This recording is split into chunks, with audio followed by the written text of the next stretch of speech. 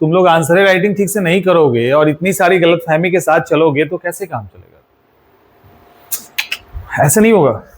ठीक से सुनिए, क्योंकि आप में से कुछ बच्चों ने, इसके पहले भी हो चुका है, ऐसा नहीं कि पहली बार है, ये पहला बैच नहीं है, ये पता है, कॉमन सी बात है, तो आप लोगों के दिमाग में भी आएगी, क्योंकि कहीं ना कहीं आपके आसपास ही लोग ये काम कर रहे हैं।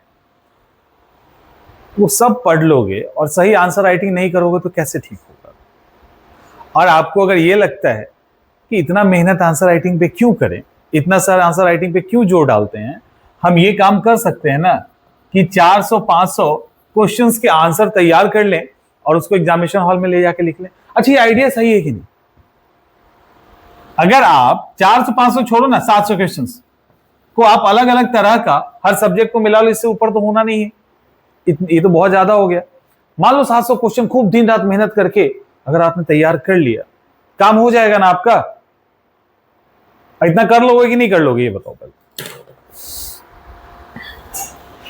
मेंस एग्जामिनेशन के लिए, एसडीएम बनने के लिए इतना तो कर ही सकते हो कि 500-600 क्वेश्चंस का आंसर तैयार कर लें। कर लेंगे ना? कौन कौन कर लेगा बताओ?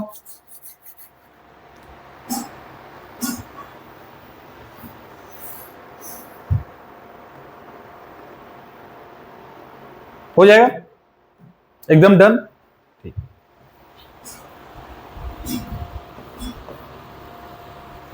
अगर यही बात हम कहें कि यही काम आप मात्र 30 क्वेश्चंस पे कर सकते हो, बहुत ज्यादा करने का मतलब है तो 50 क्वेश्चन पे कर सकते हैं।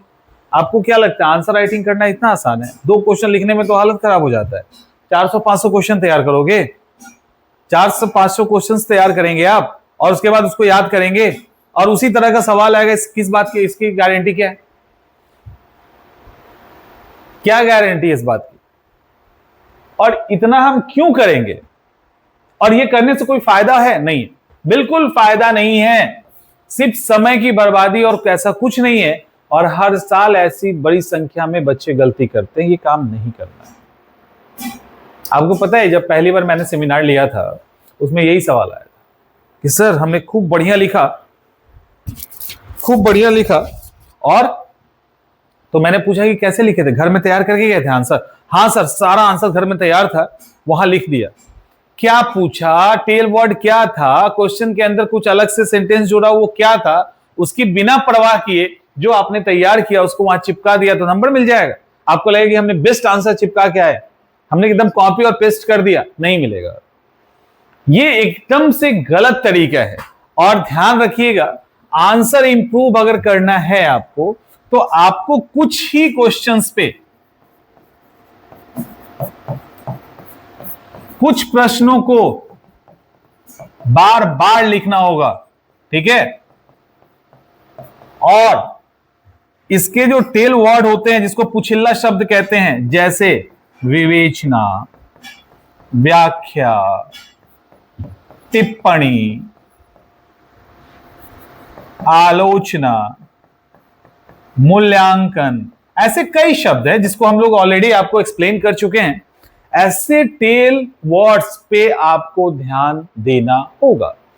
इस तरह के क्वेश्चंस अलग अलग पैटर्न पे आप उठा लीजिए, एक सवाल को 10 बार लिखिए, ना कि 10 सवाल को 10 बार लिखिए। समझ में आ रहा है? ये गलत है। ये यहां पर भी जो रिवीजन है ना, ये वाला जो सेक्शन है ये गलत है। यहां पर भी रिवीजन इंपॉर्टेंट हो जाता है। एक सवाल को 10 बार लिखो, पहली बार गलती डस्टबिन में फेंकी, दूसरी गलती डस्टबिन में फेंकी, तीसरी गलती डस्टबिन में फेंकी, और ऐसे करते करते हर तरह के सवाल। और आपको पता है इसके लिए कितना मेहनत लगेगा? नहीं लगेगा ज्यादा, आपको लगता है बट इतना मेहनत नहीं लगेगा। आप अगर मान लो एक सवाल को उठा लिए और उसको 10 बार लिख रहे हैं ना, तो आपको पहली 1 या 2 बार आपको मेहनत लगेगा, उसके बाद आप गलतियां पकड़ने लगेंगे।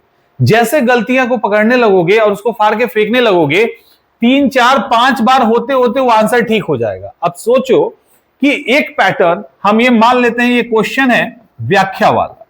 अब व्याख्या वाले क्वेश्चन को आपने, या एक क्वेश्चन आपने 10 बार लिख लिया और ये क्वेश्चन अब हो गया तैयार, डन।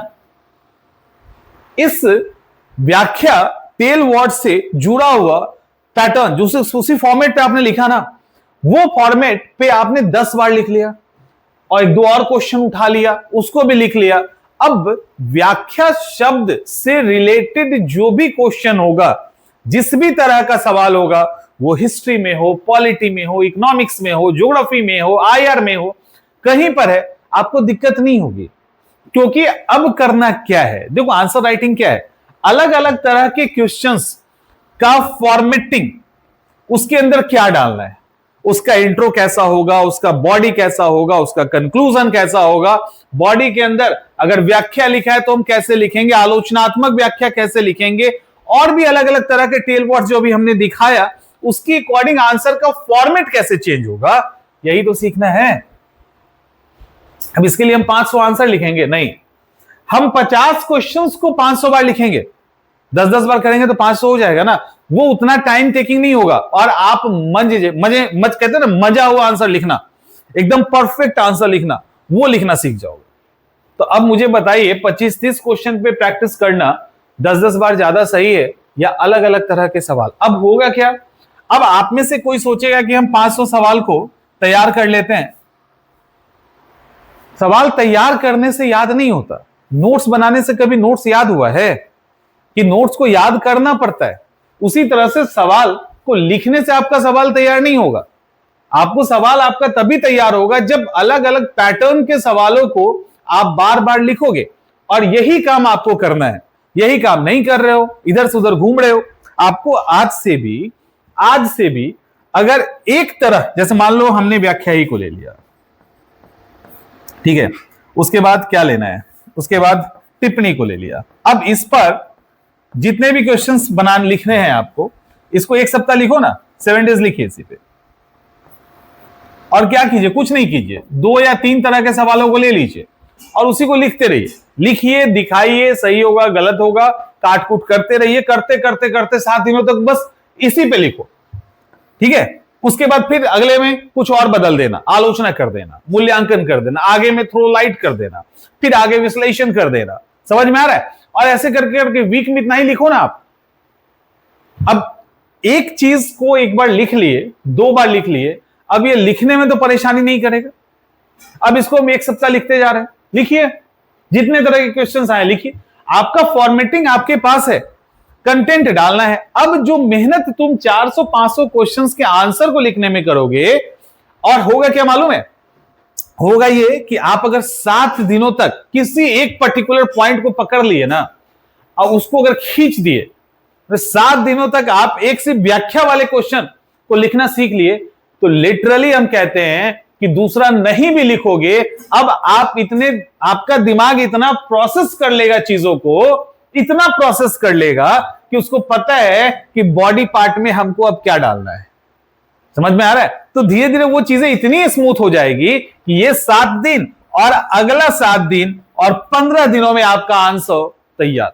आप किसी भी तरह के सवाल को लिखने के लिए तैयार होंगे, लेकिन कुछ वर्ड्स पे कुछ दिनों तक मेहनत कर लीजिए, सारा कुछ दिमाग समझ लेगा, उसके बाद तो पुट ही करना है। अब क्वेश्चन साइंस एंड टेक का, आईआर का, जिसका भी हो, अब उसके कंटेंट को याद करो ना, उसके फैक्ट्स को याद करो, उसके पॉइंट्स को याद करो। फॉर्मेट आपको मालूम है, व्याख्या पूछेगा तो क्या डालना, आलोचना पूछेगा तो क्या डालना, पॉइंट्स पता है, पुट कीजिए, क्लियर, खत्म कहानी। इतना ही आपका आंसर राइटिंग है। अब इसको लेकर सालों भर कैसे परेशान हो रहे हैं? समझ में आ रहा है? समझ में आ रहा है कि निकल गया बाहर? तो अब सवाल है कि आपको करना क्या है। और कल से जो नहीं किए, तुम में से जितने एक्टिव हो, देखो जो एक्टिव नहीं हो उसका तो मुझे पता ही नहीं है उसके बारे में, जितने एक्टिव हो अगर उनमें से जब नहीं किए, तब फिर समझिएगा आपके क्लास में क्या होगा आपका। तो अगले 7 दिनों तक आपके लिए टास्क हो गया कि जो व्याख्या वाले क्वेश्चन है, जिसके पीछे व्याख्या शब्द लगा है, जिसके पीछे टिप्पणी लगा है, 2 ही, एक्सप्लेनेशन एंड कमेंट जिसके पीछे लगा है ना, उसके उस तरह के सवालों को आप अगले 7 दिनों तक लिखेंगे। और शुरुआत का जो 2-3 दिन होगा, उसमें 1 या 2 सवाल को पकड़ लेना, उसको बार बार लिखना, जब तक ठीक सामने वाला आपके लिए नहीं कह दे तब तक लिखिएगा, उसके बाद 2-3 और सवाल ले लीजिएगा और उसी को पूरे सप्ताह लिखिएगा। इतना ही काम है। इतना कर लोगे, इतना कर लिए तो अगला 7 दिन के बाद आप एकदम से माहिर होंगे किसी भी तरह के आंसर राइटिंग में। इतना ही आसान है आंसर राइटिंग, लेकिन जब ये करने जाएंगे ना तो आपकी हालत खराब होगी। आपको लगेगा कहां फंस गए। शुरुआत में बहुत दिक्कत होगा, लिटरली दिक्कत होगा, आप दिक्कत फेस करोगे, लेकिन आपको वो करना है। जब वो कर लेंगे कोई दिक्कत नहीं है। उसके बाद एक बार निकल गए ना तो निकल गए। तो ये वाला कॉन्सेप्ट छोड़ दीजिए और सही तरीके से सही टेल वर्ड और सही तरह के क्वेश्चंस के साथ आप तैयारी कीजिए। जब ये काम कर लोगे ना तो आपको टेल वर्ड पे पकड़ आ जाएगा। अब टाइप्स ऑफ क्वेश्चंस को अगले 7 दिनों में कुछ टेल वर्ड्स के साथ कर लो, कहानी खत्म है। बाकी का कंटेंट याद कीजिए, हो गया। अब भटकोगे नहीं है ना, अब भटकेंगे तो नहीं, भटकना नहीं है, ध्यान रखना। नहीं तो इतना मेहनत करने का क्या फायदा, इतना मेहनत। और कल से आप दिखाना स्टार्ट करो क्लास में, और एक ही पैटर्न। क्या हमने, जिसको आता है उसको भी, जिसको नहीं आता उसके लिए भी, व्याख्या और टिप्पणी से रिलेटेड आप सवाल दिखाएंगे लिख के बस।